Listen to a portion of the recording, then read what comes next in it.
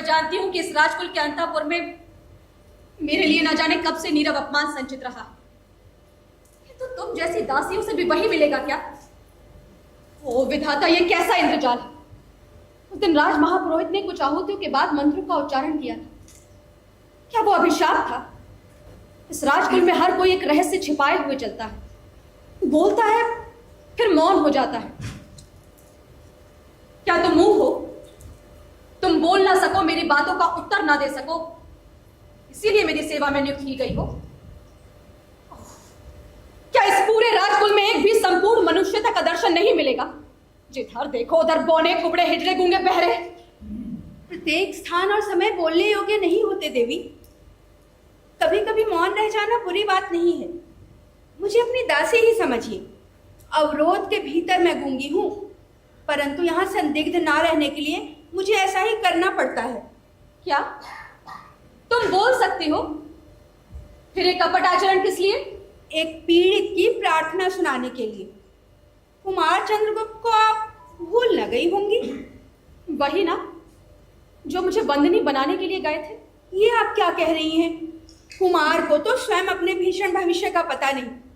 प्रत्येक क्षण उनके प्राणों पर संदेह करता है। उन्होंने पूछा है कि मेरा अपराध क्या है। उनका अपराध? उनका अपराध मैं क्या जानूं? तो क्या कुमार भी बंदी है? कुछ कुछ वैसा ही समझिए देवी। क्या महाराजा धीराज से कहकर आप उनका कुछ उपकार कर सकेंगी? भला मैं क्या कर सकूंगी? मैं तो स्वयं अपने प्राणों का मूल्य नहीं समझती। राजा का मुझ पर कितना स्नेह है ये भी मैं नहीं जानती। विलासिनियों के साथ मदिरा में उन्मत्त, उन्हें अपने आनंद से अवकाश ही कहाँ। फिर तो अदृष्ट ही कुमार के जीवन का सहायक होगा। अपने पिता का दिया हुआ स्वत्व और राज्य का अधिकार तो उन्होंने छोड़ ही दिया। इसके अतिरिक्त अपनी एक अमूल्य निधि भी। अमूल्य निधि? अमूल्य निधि वो क्या? वो अत्यंत गुप्त है देवी, परंतु प्राणों की भिक्षा मांगते हुए मैं कह सकूंगी। नहीं, रहने दो। छिपी हुई बातों से मैं वैसे ही घबरा उठती हूँ। बस ये कहो कि मनुष्य के भीतर ये देवता को निकालकर राक्षस कहां से घुसाता है? कुमार की सुंदर सरल मूर्ति देखकर कोई भी प्रेम से पुलकित हो सकता है, परंतु उन्हीं का भाई। आश्चर्य! कुमार को इतने में ही संतोष होगा कि कोई विश्वास पूर्वक उन्हें स्मरण कर लेता है। रही अभ्युदय की बात, सो तो उन्हें अपने बाहुबल और भाग्य पर ही विश्वास है। परंतु फिर भी उन्हें कोई साहस का ऐसा कार्य नहीं करना चाहिए जिससे उनकी स्थिति और भी भयानक हो जाए।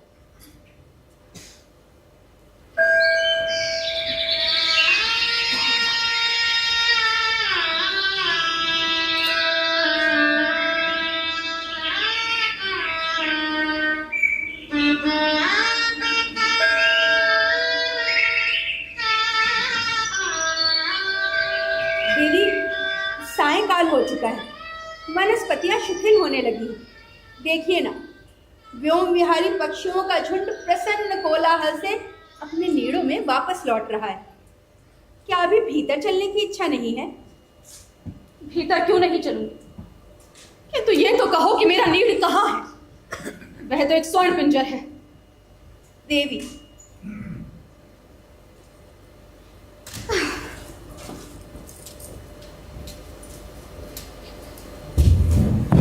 भट्टारा किधर आए हैं क्या? मेरे आंचल में तो छिपे नहीं है। भीतर ढूंढो, किसी कुंज में होंगे। क्षमा कीजिएगा महादेवी, मैं महाराज को खोजता हुआ इधर आ गया हूं। मैंने कहा ना, यहां नहीं है। भीतर ढूंढो, होंगे किसी कुंज में।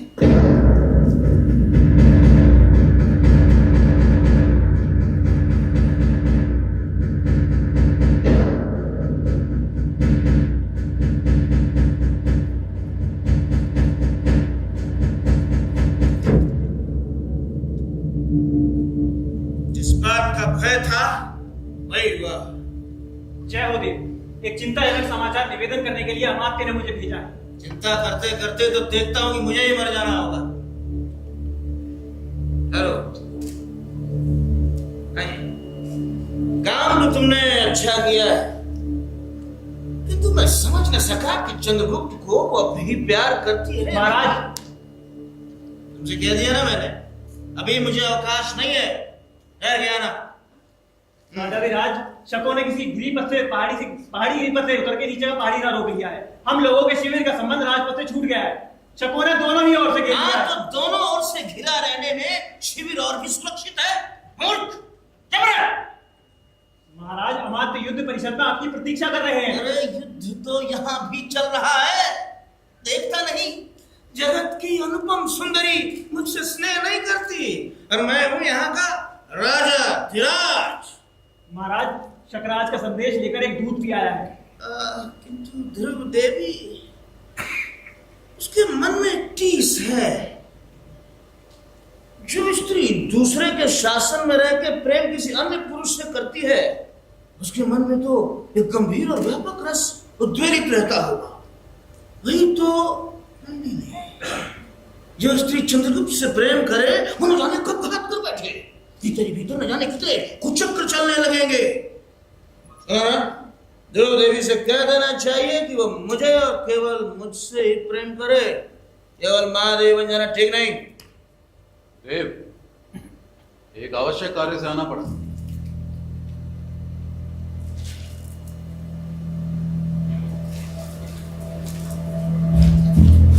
क्योंकि ध्रुव देवी को लेके साम्राज्य से भी हाथ धोना पड़ेगा। कहीं ये तो सहसा मेरे राजदंड ग्रहण कर लेने से पुरोहित, अमात्य और सेनापति लोग छिपा हुआ विद्रोह भाव रखते हैं। केवल तुम ही हो, केवल तुम ही मेरे विश्वास पात्र हो, है ना? यही गिरिपथ सभी झगड़ों का अंतिम निर्णय करेगा। क्यों मानते? किसी भुजाओं में बल ना हो, उसके मस्तिष्क में तो कुछ होना चाहिए ना? अवश्य देव, पहले इसे पढ़ लीजिए।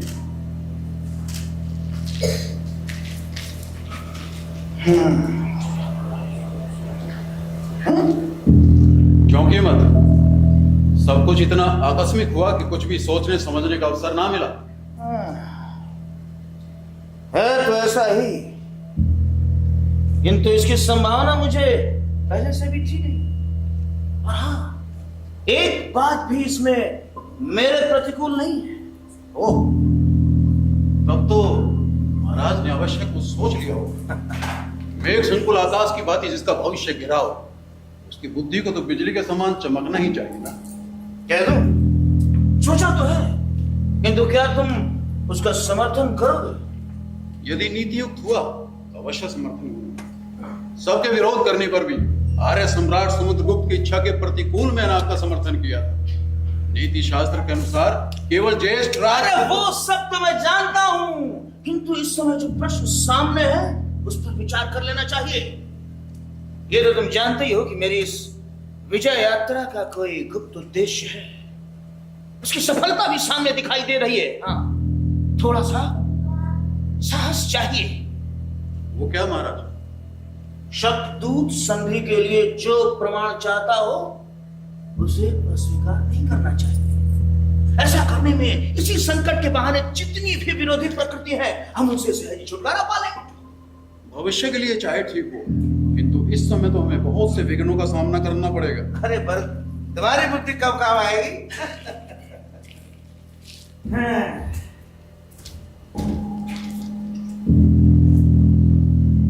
और हाँ, ये चंद्रगुप्त के मनोभाव का कुछ पता लगा? कोई नई बात तो नहीं है।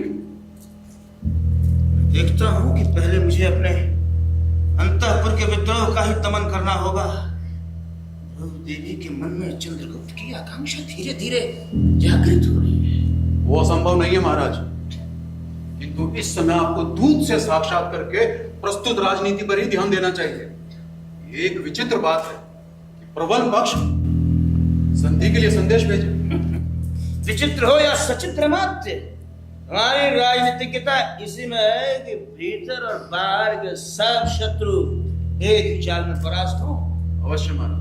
चलो चलो।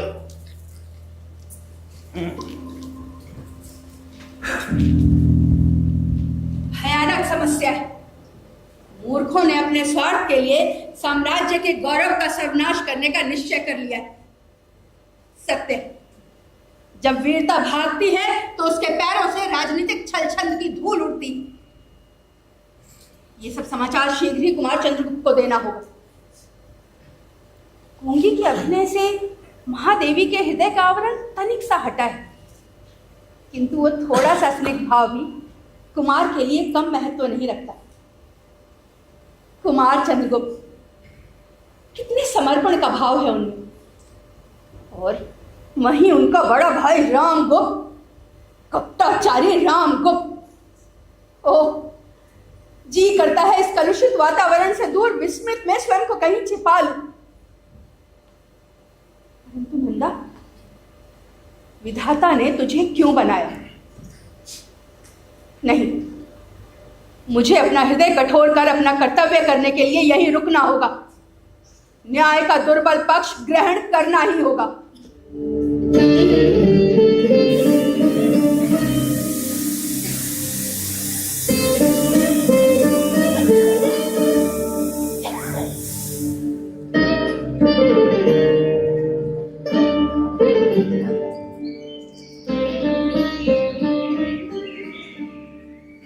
क्या कहा? शिखर स्वामी मुझसे मिलना चाहते हैं? उनसे कहो आज नहीं कल मिलूं। तो मैं मानते से कह रहा हूँ कि महादेवी आपसे कल भेंट करेगी। ठहरो, वो गुप्त कुल का अमात्य है ना, फिर तो उससे आज ही भेंट करनी होगी। ये कहो तुम्हारे गुप्त कुल में नियम क्या है? पहले अमात्य की मंत्रणा सुननी पड़ती है, तब जाकर राजा से भेंट होती है। ऐसा नियम तो मैंने नहीं सुना। ये युद्ध शिविर है ना, तो परम भट्टारक को अवसर न मिला होगा। महादेवी आपको संदेह न करना चाहिए। महादेवी, यदि ये सत्य है तो फिर जाओ, जाकर कुमार को बुला लो। मैं अमात्य के साथ कुमार से भी कुछ कहना चाहती हूँ। क्षमा कीजिएगा, इसके लिए तो पहले अमात्य से पूछना होगा। परंतु मैं महादेवी की जय हो।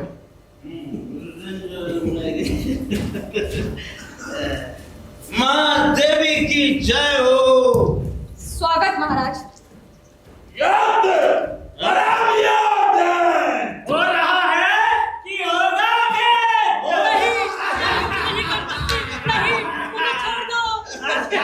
महादेवी, अरे यही युद्ध करके दिखाओ। नहीं। देख ले। हम तुझे युद्ध में विजय का उपहार समझ हरण कर लेंगे। युद्ध का। अरे मैं स्त्री हूँ, मुझसे कोई विवाह अवश्य कर सकता है। युद्ध में क्या जानूं? नहीं, युद्ध का। निकलो, निकलो यहाँ से। ऐसी निर्लज्जता का नाटक मैं यहाँ नहीं देखना चाहती। अरे अरे सुन तो दिग्विजयी। अमात्य, आज ही मैं महादेवी के पास आया और आप भी आ गए। एक विलक्षण घटना है ना? एक अति आवश्यक कार्य से आना पड़ा देव। मैं तो भूल ही गया। वो बर्बर शकराज क्या चाहता है? मैं युद्ध ना करूं, इतना ही दो। ध्यान है, युद्ध करना कोई अच्छी बात तो है ना? नहीं देव, वो कुछ और भी चाहता है। क्या कुछ सहायता भी मांग रहा है? नहीं देव, वो बहुत ही अशिष्ट और असंगत बात कर रहा है। हाँ? क्या? देव, आप तो जानते हैं कि दूध अवध्य होता है, हाँ। इसलिए उसका संदेश सुनना ही पड़ा। उसका कहना है कि शकराज और महादेवी ध्रुव स्वामिनी का शकराज विवाह संबंध स्थिर हो चुका था, किंतु इसी बीच आर्य सम्राट समुद्रगुप्त की विजय यात्रा के कारण महादेवी के पिता ने उनको गुप्त कुल में उपहार स्वरूप भेज दिया। इसलिए वो महादेवी को तो क्या वो महादेवी को मांगता है? हाँ देव, और साथ ही अपने सामंतों के लिए मगध के सामंतों की स्त्रियां भी मांगता है। ठीक ही है।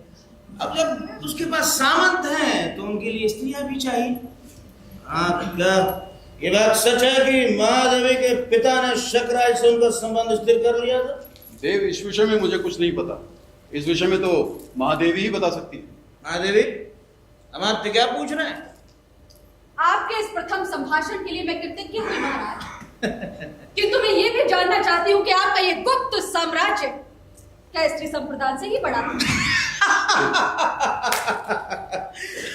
अमात्य, उत्तर दीजिए महादेवी के प्रश्न का।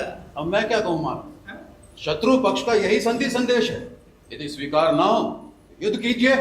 शिविर दोनों ओर से घिर चुका है, या तो उनकी बात मानिए या मरकर भी कुल मर्यादा की रक्षा कीजिए, अन्य कोई उपाय नहीं है। क्या प्राण देने के अतिरिक्त दूसरा कोई उपाय है ही नहीं? तब तो महादेवी से पूछिए। और आप यहाँ बोलो कुबड़ो हिजड़ों का नाटक देखेंगे। मैं जानना चाहती हूँ कि किसने सुख दुख में मेरा साथ न छोड़ने की प्रतिज्ञा अग्निवेदी के सामने की है। किसने की है? किसने की है? बोलता क्या? क्या मैं राजाधिराज रामगुप्त की महादेवी नहीं हूँ? क्यों नहीं है? किंतु रामगुप्त ने ऐसी कोई प्रतिज्ञा नहीं की।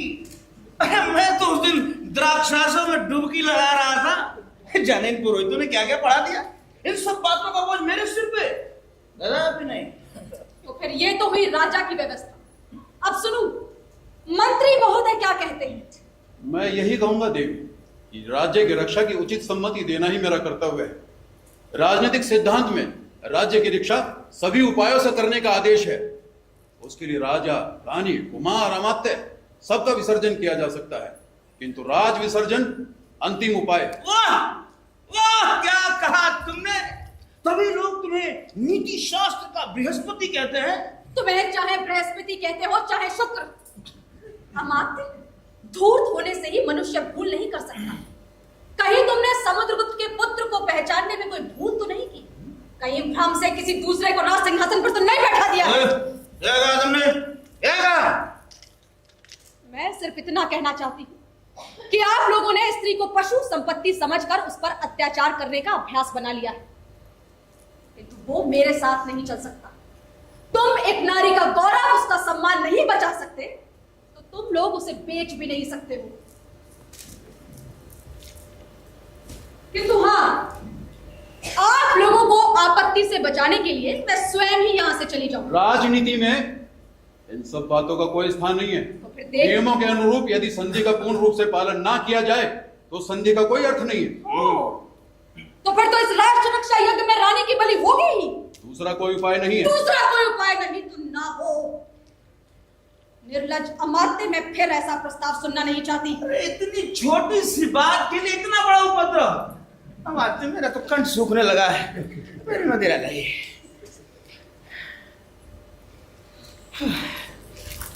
अमात्य, शीघ्रता कीजिए, लाइए।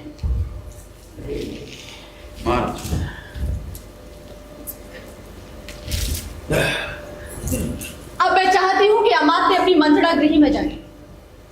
मैं रानी ही नहीं, अभी तो एक स्त्री भी, और मुझे अपने को पति कहलाने वाले पुरुष से कुछ बातें करनी है, राजा से नहीं।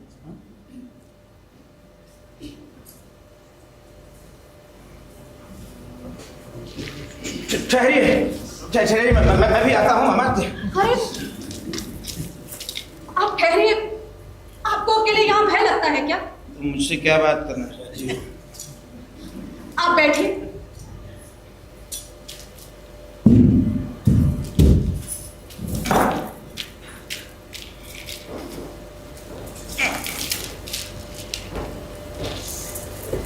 देखिए, मेरे पिता ने उपहार स्वरूप मेरा कन्यादान किया था, किंतु क्या गुप्त सम्राट अपनी पत्नी शत्रु को उपहार में दे देंगे? एक बार मेरी ओर देखिए, देखिए ना, क्या मेरा स्त्रीत्व का भी अधिकारी नहीं कि स्वयं को स्वामी समझने वाला पुरुष उसके लिए प्राणों का पड़ लगा सके? तुम सुंदर हो, कितनी सुंदर हो, किंतु सोने की कटार पे मुग्ध होके कोई उसे अपने हृदय में तो नहीं डुबो सकता ना। तुम्हारी सुंदरता, तुम्हारा नारित्व अमूल्य हो सकता है, किंतु मैं स्वयं के लिए कितना आवश्यक हूँ कदाचित ये तुम नहीं जानती। तुम्हें कुल की वधू मैं वो सब कुछ नहीं जानता। राजा, राजा मेरी रक्षा करो, मैं तुम्हारे शरण की प्रार्थनी हूँ। मैं स्वीकार करती हूँ कि मैं तुम्हारे विलास की सहचरी नहीं हुई, परंतु मेरा वो अहंकार भी चूर्ण हो गया है।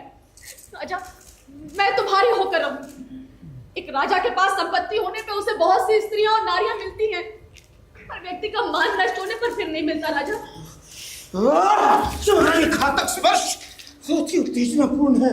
नहीं, तुम मेरी रानी, नहीं, तुम उपहार की वस्तु हो और मैं तुम्हें उपहार स्वरूप किसी और को भेंट करना चाहता हूं, तो तुम्हें आपत्ति क्यों हो? निर्लज्ज, क्लीन। मैं उपहार में देने की वस्तु शीतलमणि नहीं हूं। मेरा हृदय उष्ण है, उसके रक्त में कलर लालिमा है, उसमें आत्मविश्वास की ज्योति है। मैं स्वयं उसकी रक्षा करूंगी। तो क्या तुम मेरी हत्या करोगी? तुम्हारी हत्या नहीं, पशु की तरह तुम्हारा पुत्र जीवन उससे ले लूंगी। मैं अपना ही जीवन समाप्त करूंगी। तुम्हारे मर जाने के बाद उस पर शकराज के पास किसको भेजा जाएगा? मैं कहती हूं तुम जाओ यहाँ से। हत्या हत्या हत्या हत्या किसकी हत्या हत्या किसकी हत्या किसकी? माधवी रुकिए माधवी, छोड़िए छोड़िए। तुम्हें अभी आना था क्या कुमार?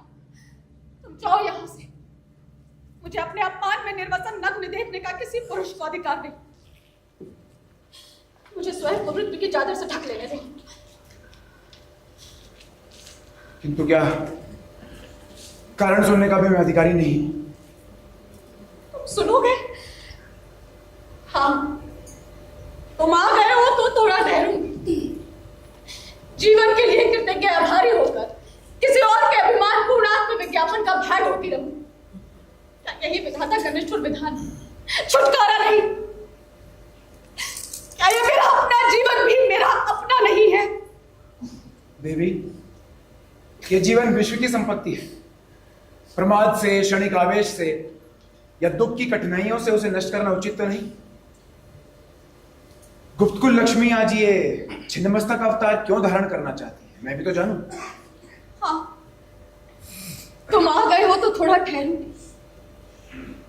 उस दिन चामर सज्जित अश्व पर चढ़कर तुम ही आए थे ना मेरे साथ? मुझे अपने साथ ले आने में तुम्हारा ये मुखमंडल इतना प्रसन्न क्यों था?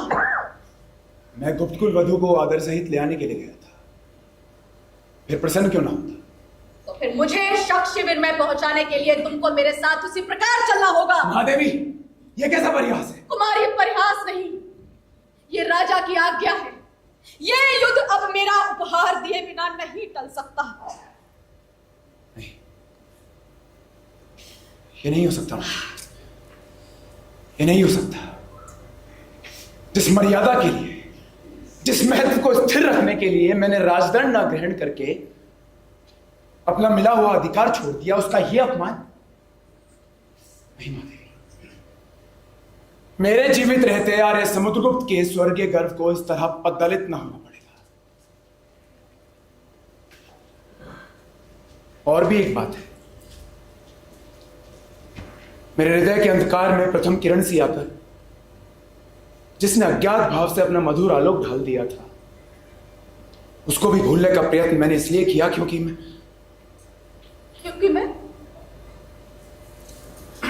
बोलो कुमार, क्योंकि मैं बोलो कुमार, क्योंकि मैं बोलो कुमार, क्योंकि मैं ये कुमार देखो तो आत्महत्या कितना बड़ा अपराध है। और आपसे तो वो भी करते नहीं बनता। देखो कुमार के मन में छिपा हुआ कलुष कितना भयानक है। कुमार, विनय गुप्त कुल का सर्वोत्तम गृह विधान है, ये ना भूलना चाहिए। हम आते तभी तो तुमने ये व्यवस्था दी है कि महादेवी को देकर भी संधि की जाए। यही तो है विनय की पराकाष्ठा। ऐसा विनय प्रवंचकों का आवरण है जिसमें शील ना हो, और शील परस्पर सम्मान की घोषणा करता है। कापुरुष, अरे समुद्रगुप्त का सम्मान के लिए मुझे प्राण दंड दिया जाए, मैं सहर्ष उसे स्वीकार करने के लिए तैयार हूं, किंतु राजा और राष्ट्र की रक्षा होनी ही चाहिए। राजा अपने राष्ट्र की रक्षा करने में असमर्थ हो, क्या तब भी उस राजा की रक्षा होनी ही चाहिए? अमात्य, ये कैसी विवशता है? तुम मृत्यु दंड के लिए उत्सुक, महादेवी आत्महत्या के लिए प्रस्तुत, फिर ये हिचक क्यों? एक बार अंतिम बल से परीक्षा कर देखो, बचोगे तो राष्ट्र और सम्मान बचेगा, नहीं तो सर्वनाश। अरे बंदा, भला तू कहां से ये उत्साह भरी बात कहने आ गई? अमात्य, सुना तुमने ये स्त्री क्या कह रही है? दुरभिसंधि, छल, मेरे प्राण लेने का कौशल। तो आओ हम सब स्त्री बन जाएं और बैठकर रोएं? कुमार स्त्री बनना इतना भी सहज नहीं है, कुछ दिनों तक मुझसे सीखना होगा।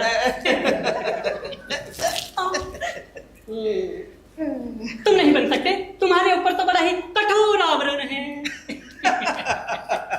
कुमार, मैं शपथ खा करके कह सकती हूँ, अगर मैं अपने हाथों से आपको सजा दूं तो आपको देख करके महादेवी का भ्रम हो जाएगा। हाँ अच्छा चल सजा, चल निकल। नहीं कुमार, निकल। कुमार उसे छोड़ो कुमार। यहाँ पर एक वही नपुंसक तो नहीं है, और भी है। तुम किस किस को निकालोगे? अमात्य तो ठीक है, तुम्हारी ही व्यवस्था रही। हाँ, इसमें तुम्हारे सहयोगी उस हिजड़े की सम्मति भी मुझे अच्छी लगी। मैं ध्रुव स्वामिनी बनकर अन्य सामंत कुमारों के साथ शक शिविर में जाऊंगा। यदि सफल रहा तब तो कोई बात ही नहीं, अन्यथा मेरी मृत्यु के पश्चात तुम लोग जैसा उचित समझना वैसा करना। नहीं कुमार, मैं तुम्हें न जाने दूंगी। इस तुच्छ दुर्बल नारी जीवन के लिए इतने महान उत्सव की आवश्यकता नहीं है। छोड़ो छोड़ो, सबके सामने ये कैसी निर्लज्जता! अरे बारे लज्जाशील पुरुष, वो शतराज का देवी बनाकर भक्ति भाव से मेरी पूजा करेगा, ये पाप है। एक व्यक्ति जो मेरे स्नेह के लिए अपने प्राणों का बलिदान दे सकता हो, जो मेरे स्नेह, किंतु छोड़ो, तुम्हें उससे क्या। राजाधिराज, आज्ञा दीजिए। कुमार जो बता रहे हैं वही उपाय सही है, किंतु राजनीतिक दृष्टि से महादेवी का वहां जाना आवश्यक है। महादेवी का जाना आवश्यक है? क्यों आवश्यक है? यदि उन्हें ही जाना पड़ा तब मेरे जाने से क्या लाभ? तब मैं ना जाऊंगा। नहीं, ये मेरी आज्ञा है। सामंत कुमारों के साथ जाने के लिए प्रस्तुत हो जाओ। किंतु मेरे जाने से कुमार, हमारा जाना निश्चित ही है, उसमें विलंब की आवश्यकता नहीं है।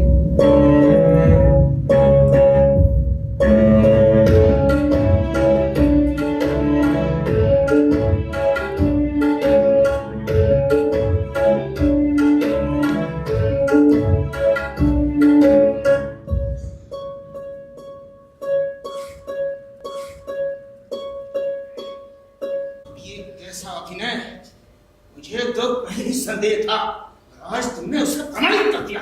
निर्लज्ज, प्लीज मुझे कलंक कालिमा के कारागार में बंद कर और वाक्य के धुएं से दम घोटकर मार डालने की चेष्टा न करो। आज मेरी असहायता मेरा निर्लज्ज जीवन बढ़ाने के लिए तत्पर है। मैं एकांत चाहती हूँ, एकांत।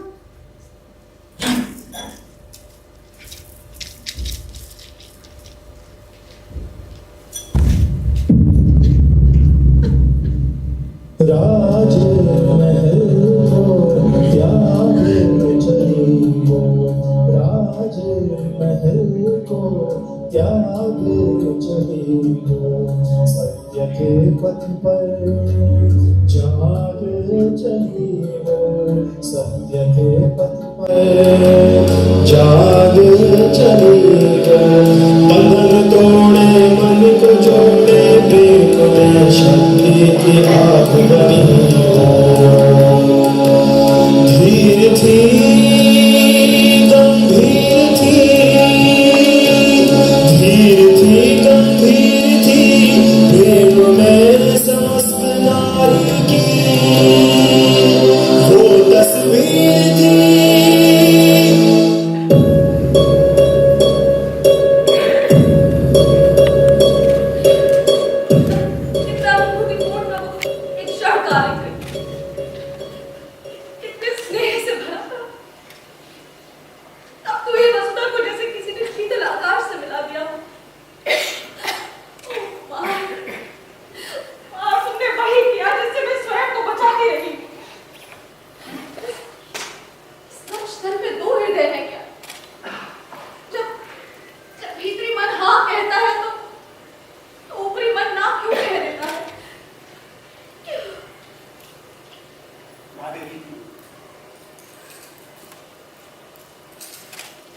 महादेवी, हम प्रस्तुत हैं, किंतु आपके साथ शक शिविर में जाने के लिए तैयार हैं।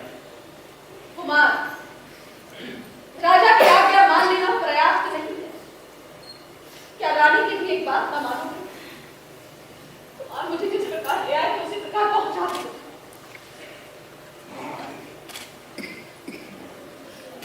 मैं अकेले ही जाऊंगा। मृत्यु और निर्वासन का सुख तुम अकेले ही प्राप्त कर लेना चाहते हो? ये नहीं हो सकता। तुम जानते हो ना राजा की इच्छा क्या है? तुमसे और मुझसे एक साथ छुटकारा। और वैसे मृत्यु के गहवर में प्रवेश करते समय मैं तुम्हारी ज्योति बन के कुछ जाने की कामना करती हूँ। और तुम्हारा तो ध्रुव स्वामिनी का वेश, यदि ये ध्रुव स्वामिनी ही ना रही तो वो किस काम का?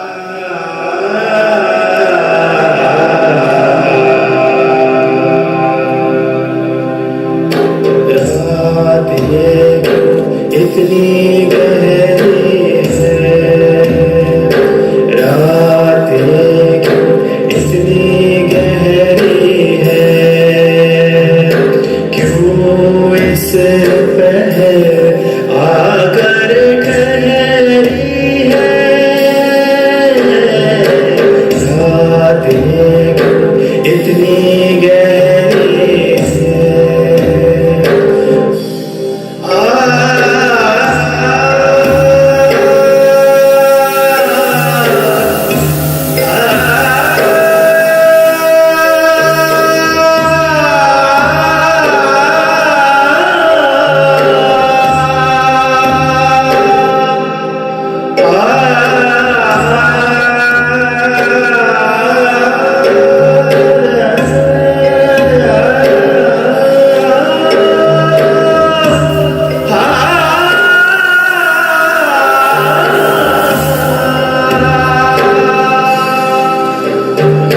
जीवन मरण का जो मेल था, मानो जैसे शब्दों का खेल था, क्या यही है नियति मेरी, क्या यही है नियति मेरी।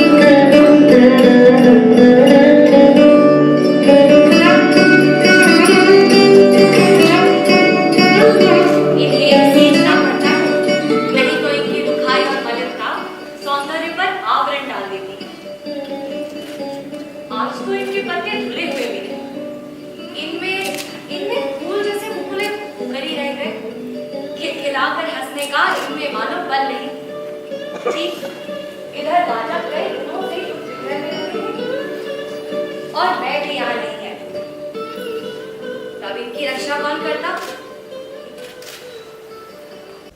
सब जैसे रक्त के प्यासे, प्राण लेने और देने में पागल। वसंत आता है चला जाता है, कोई उसके स्पर्श से परिचित ही नहीं। ऐसा तो वास्तविक जीवन नहीं है। प्रेम करने की भी एक ऋतु होती है, उसमें चूकना, उसमें सोच समझकर चलना दोनों ही बराबर है। सुना है दोनों ही संसार के चतुरों की दृष्टि से मूर्ख बनते हैं। तब कोमा तू किसे अच्छा समझती है?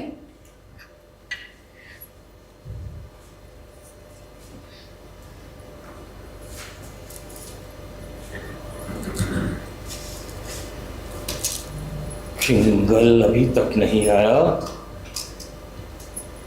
क्या उसे बंदी कर लिया गया? नहीं, यदि वो अंधे नहीं है तो उन्हें अपने सिर पर खड़ी विपत्ति दिखाई देनी ही चाहिए। विपत्ति तो दोनों ही ओर है, हमें भी रक्त की नदियां बहानी पड़ेंगी। हृदय बड़ा ही व्यथित हो रहा है। इस एकांत में बैठ जाओ और अपने बिखरे हुए मन को संभाल लो। Coma, coma. हाँ राजा, क्या आज्ञा है? आज्ञा नहीं कोमा, मैं तुम्हें आज्ञा नहीं दूं। इतनी रूठी हुई क्यों बात कर रहे? रूठने का सुहाग मुझे मिला ही कब? आजकल जिस भीषण परिस्थिति में मैं हूं, उसमें अन्य मनस्क होना स्वाभाविक है। ये तुम्हें भूलना नहीं चाहिए कोमा। तो क्या आपकी दुश्चिंताओं में मेरा भाग नहीं? मुझे उससे अलग रखने से क्या वो परिस्थिति सहन हो रही है? मैं तुम्हारे हृदय को दुर्भावनाओं में डालकर व्यथित नहीं करना चाहता। इस समय मेरे सामने जीवन और मरण का प्रश्न है। प्रश्न स्वयं किसी के सामने नहीं आता। मैं तो समझती हूँ मनुष्य उन्हें जीवन के लिए उपयोगी समझता है, मकड़ी की तरह लटकने के लिए अपने आप ही जाल बुनता है।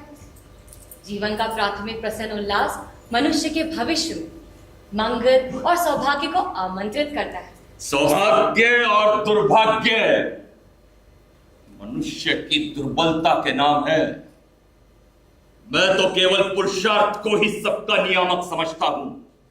पुरुषार्थ सौभाग्य को खींच लाता है। और हां, मैं ही इस युद्ध के लिए उत्सुक नहीं था। मैं ही दिग्विजय के लिए नहीं निकला था। संसार के नियम के अनुसार आप अपने से महान के आगे थोड़ा सा विनीत होकर उस उपद्रव से अलग हो सकते हैं। ये मुझसे नहीं हो सकता कोमा। अभाव में लघुता में मनुष्य यदि अपने आप को महत्वपूर्ण ना दिखाए तो क्या अच्छा नहीं है? ये ज्ञान अभी रहने दो कोमा। यदि मैं किसी से बड़ा नहीं हूं तो छोटा भी नहीं होना चाहता।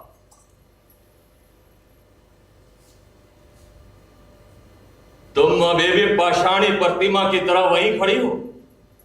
मेरे पास आओ। पाषाणी? हाँ राजा, इस पाषाणी के भीतर भी कितने मधुर स्रोत बहते हैं। इनमें मदिरा नहीं, शीतल जल की धारा बहती है, प्यासों को तृप्त करने के लिए। किंतु इस समय मुझे स्फूर्ति के लिए एक प्याला मदिरा ही चाहिए। मैं लाती हूं, आप बैठिए।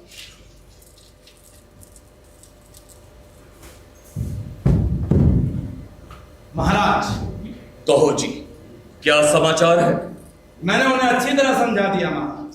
हाँ। हमारा अवरोध दृढ़ है। उन्हें दो में से एक करना ही होगा, या तो अपने प्राण दें, अन्यथा मेरे संधि के नियमों को मान लें। तो वो समझ गए। दूसरा कोई उपाय ही कहा था महाराज। ये छोकरा राम को समुद्रगुप्त की तरह दिग्विजय करने चला था, किंतु उसे इन बिहार पहाड़ी घाटियों का परिचय नहीं मिला था महाराज। सब बातों को समझकर वो संधि के नियमों को मानने के लिए बाध्य हुए। सच कहते हो तुम? हाँ महाराज। मुझे तो आशा ही नहीं थी। और मेरा दूसरा प्रस्ताव, क्या वो भी रामगुप्त ने मान लिया? हाँ महाराज, मांगे हुए सब उपहारों को देना स्वीकार किया है। और ध्रुव स्वामिनी? वो भी शीघ्र ही आपकी सेवा में उपस्थित होंगी।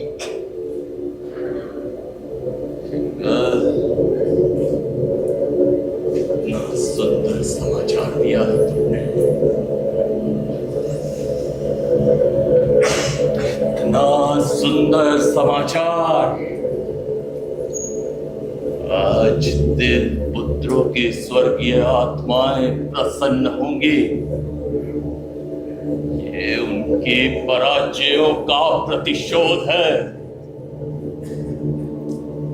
इन गुप्तों की दृष्टि में हम लोग जंगली, बर्बर और असभ्य हैं। तो मेरी प्रतिहिंसा भी इसी बर्बरता के अनुकूल होगी।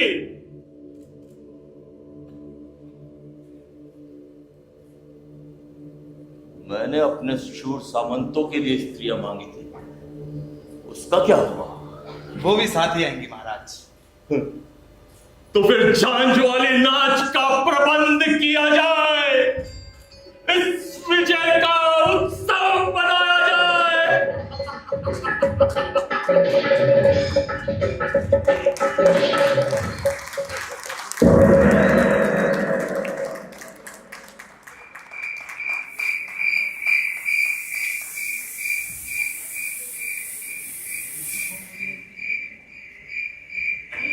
स्त्री के आगमन की सूचना हो गई। दुर्ग के द्वार भी शीघ्र ही बंद हो जाएंगे। यह बड़ा ही चंचल हो रहा है। महाराज महाराज महाराज, हाँ, दुर्ग तोरण में शिविकाएं आ गई हैं। तो फिर विलंब क्यों? शीघ्र ही ले आओ। किंतु महारानी की एक प्रार्थना है महाराज। क्या? वो पहले आपसे एकांत में भेंट करना चाहते हैं। क्यों? क्योंकि उसकी मर्यादा महाराज। मर्यादा? जिन्हें भाग्य ने छूटने के लिए विवश कर दिया हो, उनके हृदय में मर्यादा का महत्व और भी अधिक बढ़ जाता है। ये उनकी दयनीय दशा है। आज वो आपकी रानी होने आ रही हैं। तुम मध्यस्थ हो ना? ठीक है, मैं उससे एकांत में मिलूंगा। जाओ।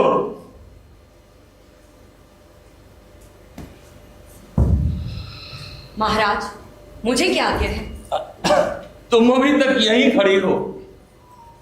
मैं तो जैसे भूल ही गया था। ये बड़ा ही चंचल हो रहा है कुमा।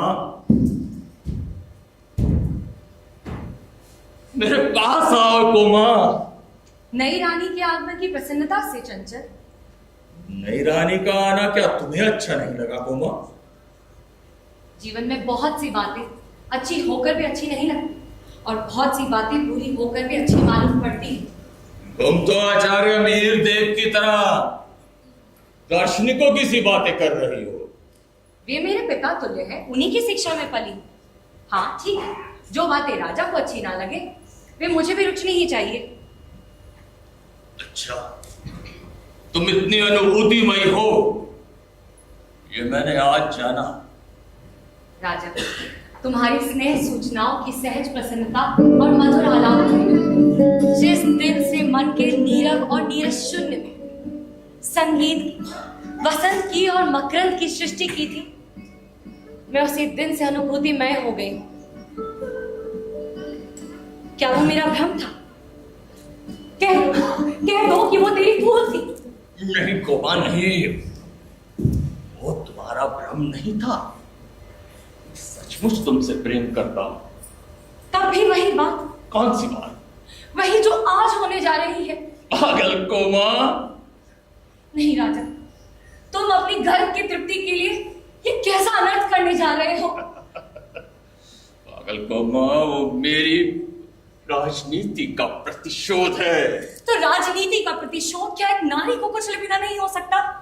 जो बात समझ में ना आए उस पर विवाद नहीं करना चाहिए। मैं क्यों ना करूं? किंतु नहीं, मुझे विवाद करने का अधिकार नहीं। ये बात मैं अच्छी तरह समझ गई।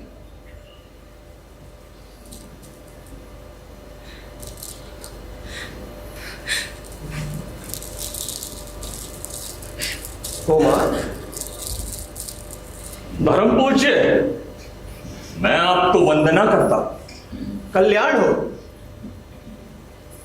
मैं तो तुझे मिलने चला आया था बेटी। तू उदास क्यों है? आचार्य, मैंने रामगुप्त का दर्प दलन करने के लिए ध्रुव स्वामिनी को उसे उपहार में भेजने की आज्ञा दी थी। आज ध्रुव स्वामिनी मेरे दुर्ग में है और कोमा को इससे आपत्ति है। ऐसे काम में तो आपत्ति होनी ही चाहिए राजा। स्त्री का सम्मान नष्ट करके तुम जो भयानक अपराध करोगे उसका परिणाम क्या अच्छा होगा? और भी ये अपनी ही भावी पत्नी के प्रति तुम्हारा अत्याचार होगा। भावी पत्नी? अरे क्या इस क्षणिक सफलता से तुम प्रमत्त हो जाओगे? क्या अपने आचार्य की प्रतिपालिता कुमारी के साथ तुमने स्नेह का संबंध स्थापित नहीं किया है, या इसमें भी कोई संदेह है? राजा, स्त्रियों का स्नेह और विश्वास भंग कर देना किसी कोमल तंतु को तोड़ देने से भी सहज है, परंतु सावधान होकर उसका परिणाम भी सोच लो। मैं समझता हूं आप मेरे राजनीतिक कार्यों में हस्तक्षेप ना करें तो अच्छा होगा। राजनीति राजनीति हम मनुष्यों के लिए सब कुछ नहीं है, और राजनीति के पीछे नीति से हाथ ना धो बैठो, जिसका विश्व मानव के साथ व्यापक संबंध है। राजनीति की इन साधारण छलनाओं से सफलता प्राप्त करके क्षण भर के लिए तुम स्वयं को चतुर समझने की भूल कर सकते हो, लेकिन इस भीषण संसार में एक प्रेम करने वाले हृदय को खो देना सबसे बड़ी हानि है शकराज। तो प्रेम करने वाले हृदयों के बीच ही स्वर्गीय ज्योति का निवास है। बस बहुत हुआ। आपके महत्व की भी कोई सीमा होगी। अब आप यहां से नहीं जाते हैं तो मैं ही चला जाता हूं।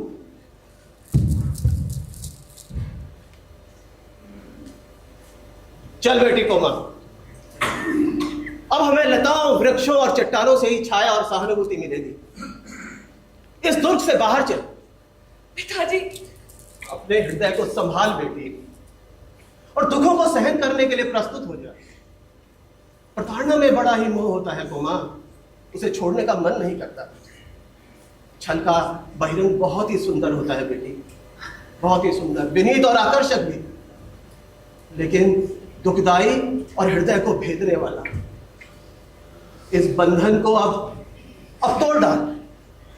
पिताजी, लेकिन एक क्षण के लिए मुझे। तो तू नहीं मानती तो वो देख, नील लोहित रंग का धूमकेतु अविचल भाव से इस दुर्ग की ओर कैसा भयानक संकेत कर रहा है। तो इस क्षण मुझे। पागल लड़की, ठीक है, मैं फिर आऊंगा।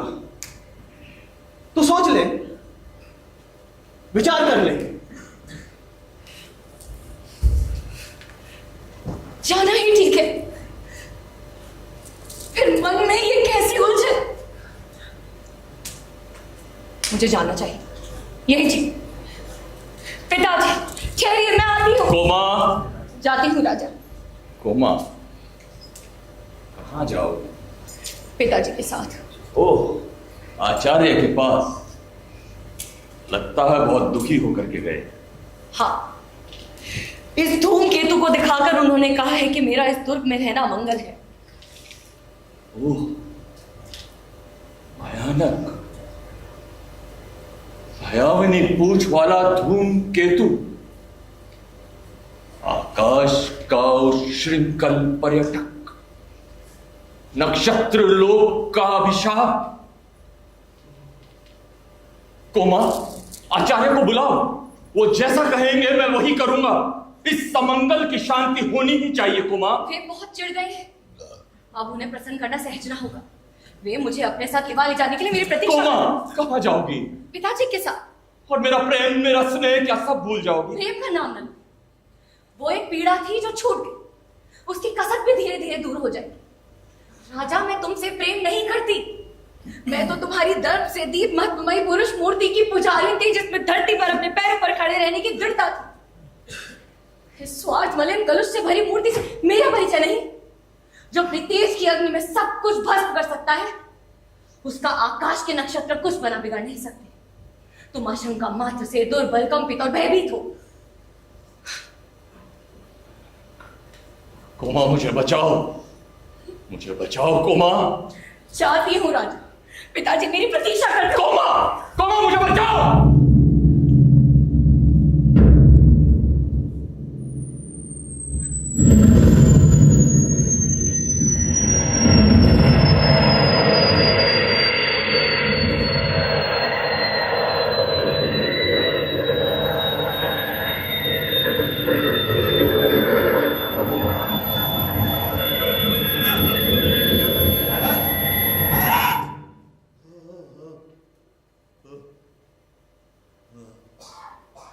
सामने ने पूछा, एकांत तो आओ।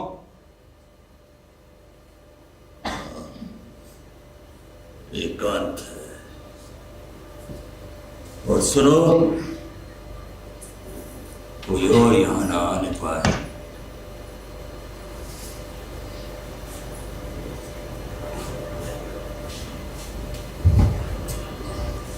क्या इसका कोई उपाय नहीं?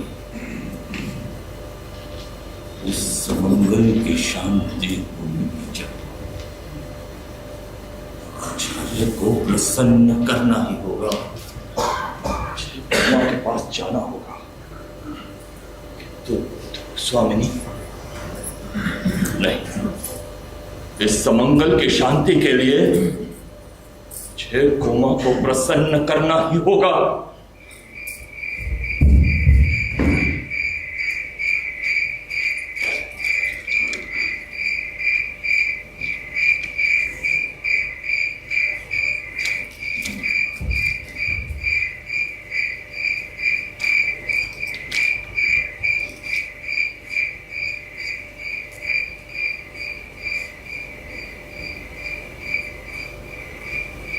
तुम आज कितनी प्रसन्न हो?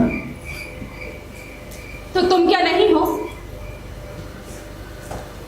मेरे जीवन निशीथ का ध्रुव नक्षत्र इस घोर अंधकार में भी अपनी स्थिर उज्ज्वलता से चमक रहा है। आज महोत्सव है ना?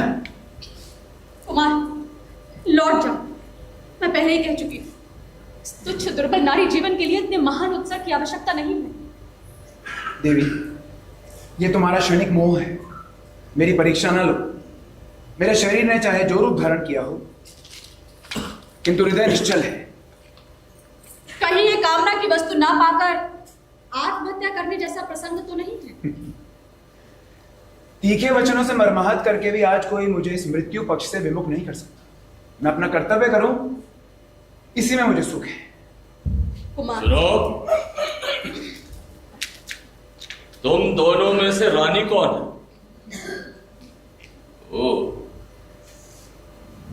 सौंदर्य का ऐसा तीव्र आलोक मैंने आज तक नहीं देखा। तुम दोनों में से ध्रुव स्वामिनी कौन है? यहाँ मैं आ गई हूँ। तुम शकराज को यूं मूर्ख नहीं बना सकती। ध्रुव स्वामी कौन है ये तो कोई अंधा भी बता सकता है। चंद्रे, ये तुम्हें क्या हो गया है? यहाँ पर आकर तुम्हारी इच्छा रानी बनने की हो गई है, या फिर मुझे शकराज से बचा लेने के लिए ये तुम्हारी स्वामी भक्ति है? कौन जाने तुम ही ऐसा कर रही हो। चंद्रे, तुम मुझे दोनों ओर से नष्ट ना करो। यहाँ से जाकर भी मैं गुप्तकुल के अंतःपुर में रह पाऊंगी क्या? यूं चंद्रे कहकर मुझे पुकारने से क्या तात्पर्य है? ये अच्छा झगड़ा तुमने फैलाया। इसीलिए मैंने एकांत में मिलने की प्रार्थना की थी। तो क्या मैं यहाँ भी चली जाऊंगी? ठहरो, क्या चिंता की बात है? यदि मैं दोनों को ही अपनी रानी बना लूं तो? क्यों, क्या कोई इसमें बुरी बात है? जी नहीं, ध्रुव स्वामी कौन है पहले इसका निर्णय होना चाहिए। चंद्रे, मेरे जीवन के आकाश में धूप केतु से अपनी गति बंद करो। ओह, भयानक धूमकेतु। सुनिए चंद्रे, इस धमकी से हम कोई लाभ नहीं। तो फिर तुम्हारा और मेरा जीवन मरण साथ ही होगा। ठहरो, आचार्य ने ठीक ही कहा था, ये शुभ मुहूर्त नहीं है। मैं कल किसी विश्वसनीय व्यक्ति को बुलाकर इसका निर्णय लूंगा। तुम दोनों अभी जाओ और जाकर विश्राम करो। जी नहीं, इसका निर्णय तो आज ही होना चाहिए। मैं कहता हूं ना। वारे कहने वाले, कौन प्रपंचक? मैं चंद्रगुप्त, तुम्हारा काल, तुम्हारे शौर्य की परीक्षा लेने आया हूं। सावधान!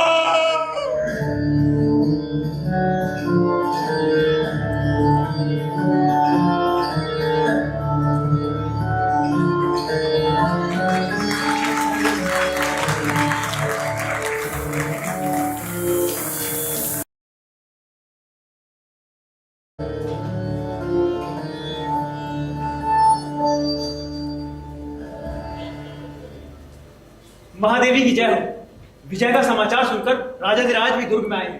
अभी तो वे सैनिकों से बातें कर रहे हैं, किंतु उन्होंने पूछा है कि कुमार कहाँ है। आपकी जैसी आज्ञा हो, क्योंकि कुमार ने कहा है कि राजा यहाँ ना आने पाए। जाओ कह दो कि अभी थकी हूं। सुनो,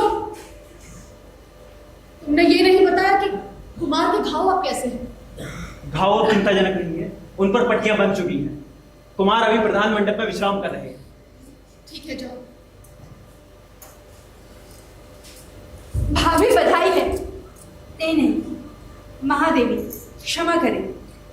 मंदा, आज भूल से ही तुमने बहुत प्यारी बात कही। क्या उसे भी वापस लौटा लेना चाहती हो? यदि वह सत्य होती तो क्या इसमें भी संदेह है? मुझे तो संदेह का इंद्रजाल दिखाई पड़ रहा है। मैं ना तो महादेवी हूं और ना ही तुम्हारी भाभी। स्वस्ति न इंद्रो वृद्धश्रवाः स्वस्ति न पूषा विश्ववेदाः स्वस्ति नस्ताक्षर्यो अरिष्टनेमिः स्वस्ति नो बृहस्पतिर्दधातु। शांति शांति शांति। आर्य, आप यहाँ? हाँ, ऐसे उपद्रवों के बाद शांति कर्म अनिवार्य हो जाता है, इसलिए मैं स्वस्थ ज्ञान के लिए आया था। किंतु आप तो कहते हैं कि आप महादेवी है ही नहीं। पुरोहित जी, मैं राजनीति नहीं जानती, परंतु इतना समझती हूँ कि जो स्त्री शत्रु के लिए उपहार में भेज दी जाती है वो महादेवी की पदवी से पहले ही वंचित हो गई होगी। किंतु आप तो भाभी होना भी अस्वीकार करती हैं। तो मैं भाभी कहने का रोग हो तो कह लो। उस दिन इन्हीं राज महापुरोहित ने कुछ आहुतियों के बाद मंत्रों का उच्चारण करके मेरा विवाह करवाया था। उस दिन के बाद से मुझे राजा के सरल संभाषण का कभी अवसर ही नहीं मिला। ना जाने मेरे किस अपराध पर संदिग्धित होकर जब मुझे निर्वासित किया गया तो मैंने स्त्री के अधिकारों की रक्षा की भीख मांगी, परंतु कोई उपाय नहीं चला और मैं बलि पशु की तरह शक शिविर में भेज दी गई। तब भी मुझे भाभी कहना चाहती हो? ये अत्यंत ग्लानिजनक प्रसंग है। ग्लानिजनक? ये सब मैं क्या सुन रहा हूं? मुझे तो प्रसन्नता थी कि आपने एक वीर रमणी की भांति अपने साहस के बल पर इस दुर्ग पर अपना अधिकार स्थापित किया। आप झूठ बोलते हैं। और झूठ? हाँ, आप और झूठ नहीं, आप तो स्वयं ही मिथ्या हैं। तो वेदांत की बात कहती है, फिर तो ये संसार मिथ्या है ही। संसार मिथ्या है या नहीं ये मैं नहीं जानती, परंतु आपके धर्मशास्त्र क्या सत्य है जो सदैव रक्षणीय नारी की ये दुर्दशा हो रही है? बेटी मंदा, ये मेरा भ्रम है या महादेवी का रोष? रोष है। रोहित में रोष से जल रही हूं। तुमने मेरा विवाह करवाया था ना, अब देखो इसका उत्सव भी कितना सुंदर है। वहां कितने ही सैनिक दम तोड़ते होंगे, उधर शकराज की रक्त सनी हुई लोथ पड़ी होगी और यहाँ मैं रक्तधारा में तिरती हुई राक्षसी सी सांस ले रही हूँ। अरे अब तुम्हारा स्वस्थ मुझे शांति देगा? अरे आप बोलते क्यों नहीं? आप तो धर्म के नियामक हैं। जिन स्त्रियों को धर्म बंधन में बांधकर आप उनकी सम्मति के बिना समस्त अधिकार छीन लेते हैं, क्या तब धर्म के पास कोई प्रतिकार, कोई संरक्षण नहीं रख छोड़ते? क्या भविष्य के सहयोग की कोरी कल्पना मात्र से संतुष्ट रहने की आज्ञा देकर आप विश्राम ले लेते हैं? नहीं नहीं, स्त्री और पुरुष का परस्पर विश्वसनीय अधिकार, रक्षा और सहयोगी विवाह कहलाता है। और यदि ऐसा ना हो तो विवाह और धर्म मात्र खेल है। विवाह और धर्म खेल है या नहीं ये मैं नहीं जानती, परंतु एक परित्यक्ता नारी का मृत्यु मुख में जाना ही मंगल है। उसे तुम्हारे शांति और स्वस्थ की आवश्यकता नहीं है। ये सब मैं क्या सुन रहा हूं? मुझे विश्वास नहीं होता है। और यदि सब बातें सत्य है तो मुझे एक बार धर्मशास्त्र फिर से देखना होगा। ओम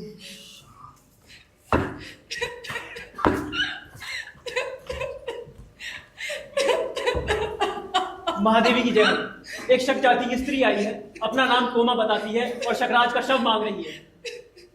मालूम पड़ता है जीवित रहते हुए उसे अभी शीतलता मिल चुकी है। अब वो प्रेम के नाम पर जलना चाहती है। उसे ले जाने दो।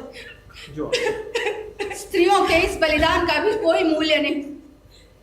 कितनी असहाय दशा है।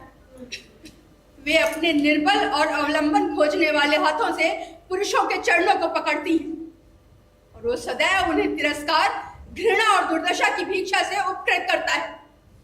फिर भी ये बावली मानती है कि भूल है, भ्रम है, परंतु उसका एक कारण भी है। पराधीनता की एक डोरी सी उनकी नस नस में न जाने किस युग में घुस गई। उन्हें जानकर भी भूल करनी पड़ती है। पता क्या वो मेरी भूल ना थी? जब मुझे निर्वासित किया गया तो मैंने स्त्री के अधिकारों की रक्षा की भीख मांगी, पर कोई उपाय नहीं चला। ये पुरुषों की प्रभुता का जाल मुझे अपने निर्दिष्ट पथ पर ले ही आया। मंदा, दुर्ग की विजय मेरी सफलता है या मेरा दुर्भाग्य, मैं समझ नहीं पाती। बस मैं राजा का सामना नहीं करना चाहती। तल से एक साकार घृणा निकलकर मुझे पीछे की ओर चलने का संकेत करती है। क्या ये मेरे मन का कलुष है? क्या मैं कोई मानसिक पाप कर रही हूं?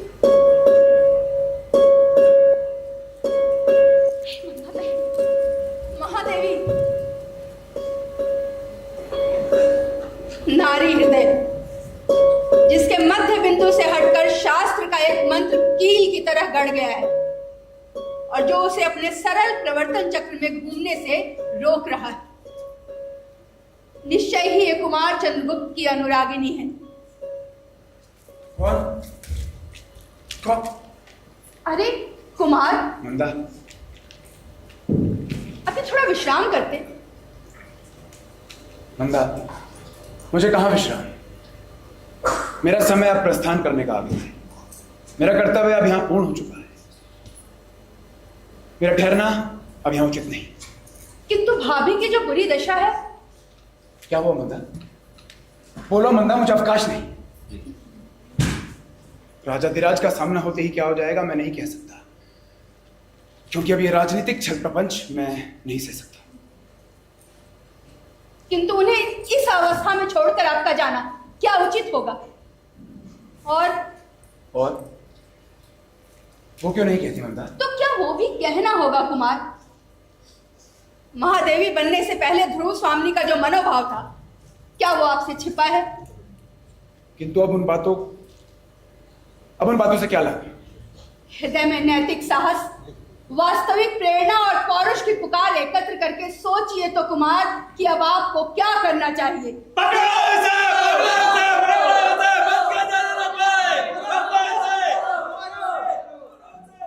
ये क्या? और महादेवी कहाँ गई? देखूं तो।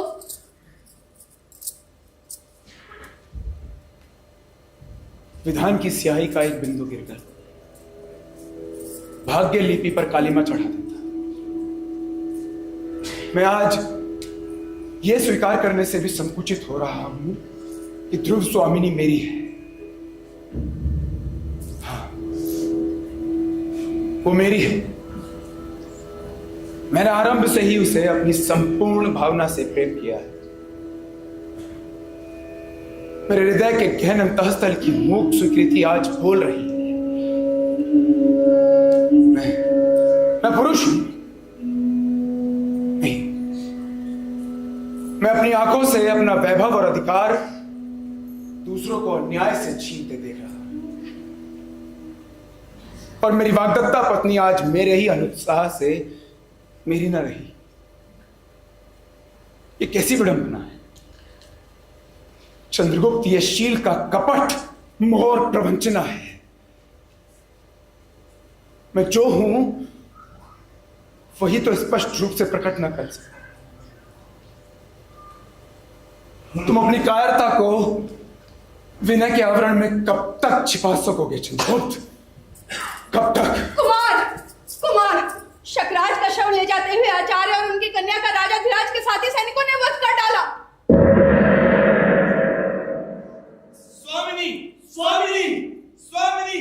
स्वामिनी, आपकी आज्ञा के विरुद्ध जाकर राजाधिराज ने निरीक्षकों का संहार करवा दिया है। तो आप लोग इतने चंचल क्यों हैं? राजा को आज्ञा देनी चाहिए और प्रजा को उसे नतमस्तक होकर मानना होगा। किंतु अब वो असह्य है। राज सत्ता के अस्तित्व की घोषणा के लिए इतना भयंकर प्रदर्शन मैं तो कहूंगा आपकी आज्ञा के बिना इस दुर्ग में राजा का आना अन्याय है। मैं क्या कहूँ? मैं तो स्वयं एक हतभागिनी स्त्री, मैं तो अपनी स्थिति मात्र पर शोभ हो रहा है। मैं सच कहता हूँ, रामगुप्त जैसे राजपथ को कलुषित करने वाले के लिए मेरे हृदय में तनिक भी श्रद्धा नहीं। विजय का उत्साह मनाने किस मुख से वो आएंगे जो वास्तव में हिंसक, पाखंडी, शिव और क्लीव है। क्या कहा?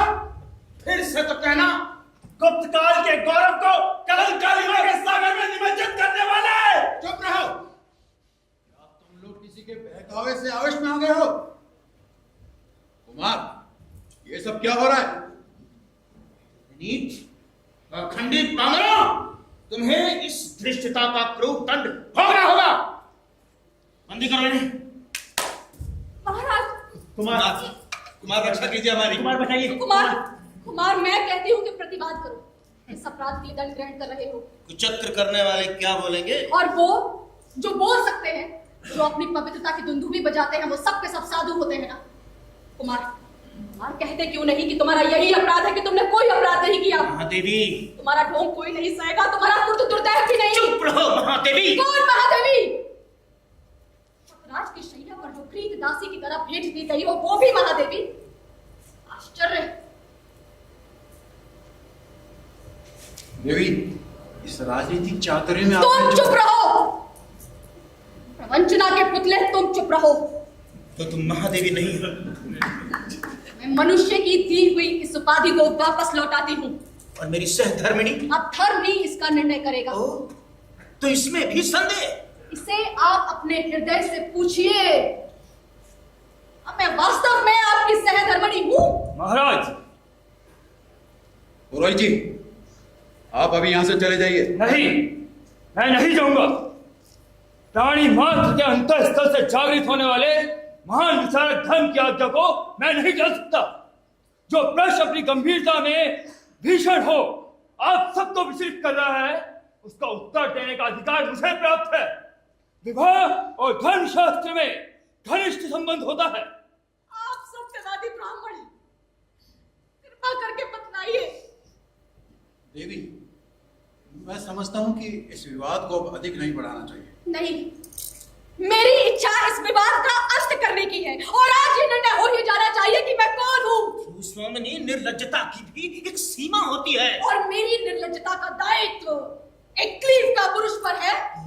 स्त्री की लज्जा लूटने वाले उस दस्यु के लिए जब मैं भेज दी गई थी तब पुरुष में अनुरक्त हृदय अत्यंत कलुषित हो गया है। तुम कहां सर्पणीसी स्त्री, तुम्हें धर्म का तनिक भी भय नहीं। शिखर, इसे भी बंदी करो। ठहरिए महाराज, ठहरिए। मैं कहता हूं अगर तुम चुप न रहे तो तुम्हारी भी यही दशा होगी। पुरुषार्थ का इतना बड़ा प्रहसन, अबला पर ऐसा अत्याचार गुप्त सम्राट को शोभा नहीं देता। महाराज, क्या करते हो? बंदी करो।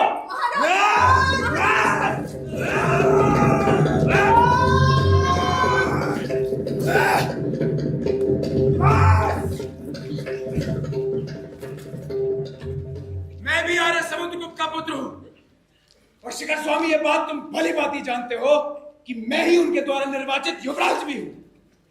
तुम्हारी नीचता अब असह्य है। अपने राजा को लेकर इस दुर्ग से सकुशल बाहर चले जाओ। अब मैं ही यहाँ शकराज के समस्त अधिकारों का स्वामी हूं।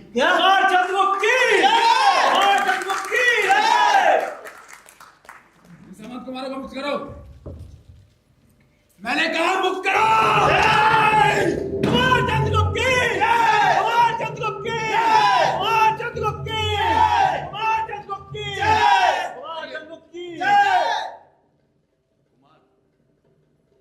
को समाप्त करने के लिए हम सबको परिषद का निर्णय मान्य होना चाहिए। मुझे आपके आधिपत्य से कोई विरोध नहीं है, किंतु सारा कार्य विधान के अनुकूल हो।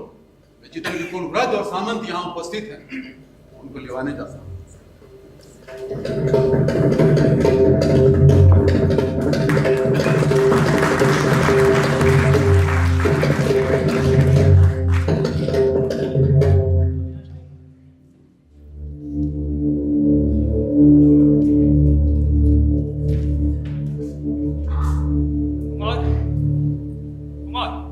आसन ग्रहण कीजिए। मैं अभियुक्त हूं। कुमार, बीती हुई बातों को भूल जाने में ही भलाई है। भाई भाई की तरह।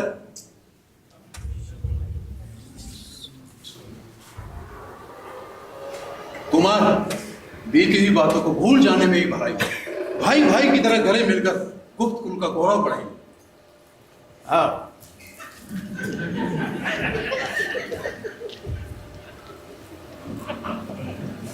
अमात्य, तुम गौरव किसे कहते हो? गौरव वो है कहीं? ये रोग जर्जर शरीर, उस पर अलंकार की सजावट, मलिनता और कलुष की ढेरी पर बाहरी कुमकुम केसर का लेप गौरव नहीं बढ़ाता।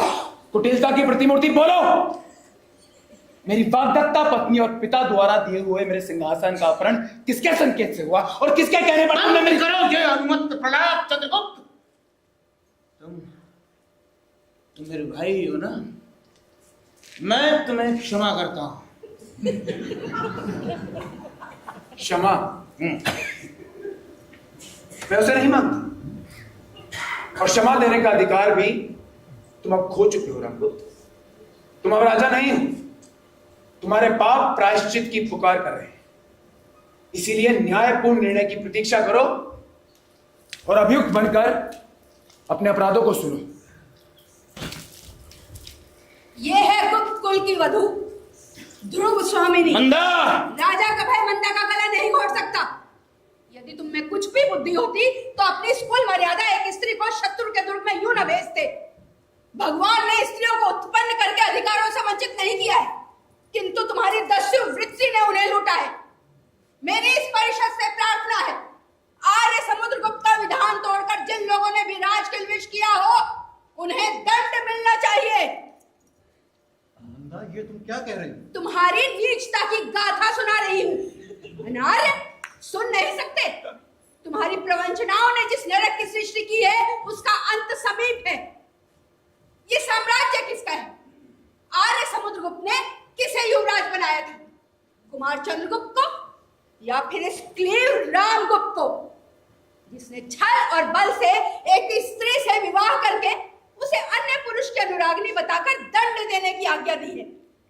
वही रामगुप्त जिसने का पुरुषों की तरह इस स्त्री को बिना विरोध किए शत्रु के दुर्ग में यूं ही भेज दिया था। तुम्हारे गुप्त साम्राज्य का सम्राट है। और ये ध्रुव स्वामी, जिसे कुछ समय तक तुम लोगों ने महादेवी कहकर संबोधित किया था, कौन है, क्या है और इसका अस्तित्व कैसा है? यदि कहीं धर्मशास्त्र हो तो उसका मुख खुलना चाहिए। शिखर, तुम मुझे अभी कुछ कहने दोगे या नहीं? देखो, तुम्हारे राज्य के विषय में मुझे कुछ नहीं कहना, वो तुम जानो, तुम्हारी राजनीति जाने, किंतु इस विवाह के विषय में मुझे अवश्य कुछ कहना चाहिए। कहिए देव, आप ही तो धर्मशास्त्र के मुख हैं। विवाह की विधि देवी ध्रुव स्वामिनी और रामगुप्त को एक भ्रांतिपूर्ण बंधन में बांध दिया है। धर्म का उद्देश्य इस तरह प्रदलित नहीं किया जा सकता। माता और पिता के प्रमाणों के द्वारा हुए धर्म विवाह केवल परस्पर द्वेष से टूट नहीं सकते, किंतु यह विवाह इन सभी प्रमाणों से विहीन है। और ये रामगुप्त, ये मृत और प्रव्रजित तो नहीं, किंतु गौरव से नष्ट, आचरण से पतित और कर्मों से राज किलविशी क्लीव है। निर्भीक पुरोहित, तुम क्लीव शब्द का प्रयोग कर रहे हो। राजनीतिक दस्यु, तुम शास्त्रार्थ ना करो। क्लीव, भगवान श्री कृष्ण ने महाभारत में अर्जुन को क्लीव किस लिए कहा? जिसे अपनी स्त्री को दूसरे की अंगगामिनी बनने भेजने में संकोच ना हो, वो क्लीव नहीं तो क्या है? मूर्ख, तुझे मृत्यु का भय नहीं? ब्राह्मण केवल धर्म से भयभीत होता है और अन्य शक्तियों को तुच्छ समझता है। तुम्हारे बधिक मुझे बांध सकते हैं, लेकिन धार्मिक सत्य बोलने से रोक नहीं सकते। और मैं स्पष्ट रूप से कहता हूं कि धर्मशास्त्र देवी ध्रुव स्वामिनी को रामगुप्त से मोक्ष की आज्ञा देता है। महादेवी ध्रुव स्वामिनी की जय! महादेवी ध्रुव स्वामिनी की जय! महादेवी ध्रुव स्वामिनी की जय! अनाथ, पतित, क्लीव रामगुप्त गुप्त साम्राज्य के राज सिंहासन पर बैठने का अधिकारी नहीं है, नहीं है, नहीं है। मैं तुम जैसे कुत्तों के भौंकने पर अपने न्यायपूर्ण अधिकार को नहीं छोड़ सकता, नहीं। किंतु परिषद का निर्णय तो मानना ही होगा। शिखर, तुम भी? नहीं, नहीं, मैं नहीं मानता ये, मैं नहीं मानता। रामगुप्त, तुम अभी इस दुर्ग से बाहर जाओ। ये परिवर्तन, तो क्या मैं सचमुच क्लीन हूं क्या?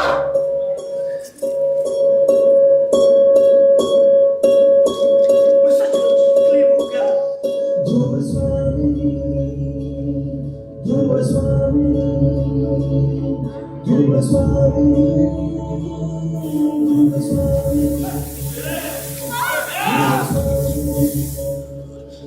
ध्रुव स्वामी,